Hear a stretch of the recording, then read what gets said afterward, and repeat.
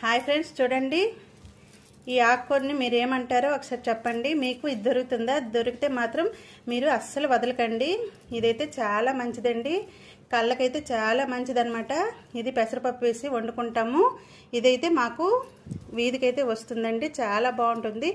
ఇంకా టేస్ట్ అయితే సూపర్గా ఉంటుందండి. చూసారు కదండి, ఇదైతే పొన్నగంటి కూర అంటామండి. ఇదైతే మాకు రోజు వీధికైతే వస్తుంది.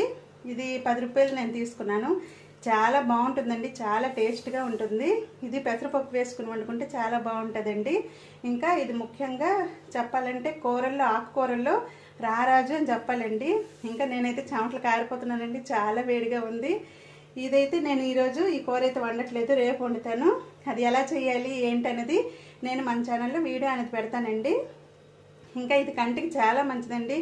ఈ రోజుల్లో పిల్లలకైతే స్పెట్స్ అయితే తప్పవు. పిల్లలు చదువుకున్నప్పుడు, స్కూల్కి వెళ్ళేటప్పుడు పిల్లలకి ఇప్పుడైతే అందరూ స్పెట్స్ పెట్టుకుంటున్నారు కదా, అవి మానేయాలి అంటే ఈ ఆకుకూరని తినండి. ఇదైతే నేను రేపు వండుతాను. ఈరోజు మాది పులుసు అండి. చూడండి, ఈరోజు ముక్కలు పులుసు చేస్తున్నాను. ఇంకా పొటన్స్ ఫ్రై అండి. ఇంకా ఈరోజు అమావాస్య కదా, మేమైతే ఆనియన్స్ ఏవి తినమన్నమాట. ఇది ఈరోజు వంట అనమాట నాది. వీడియో కనుక నచ్చినట్లయితే లైక్ చేయండి. నా చెమట చూడండి.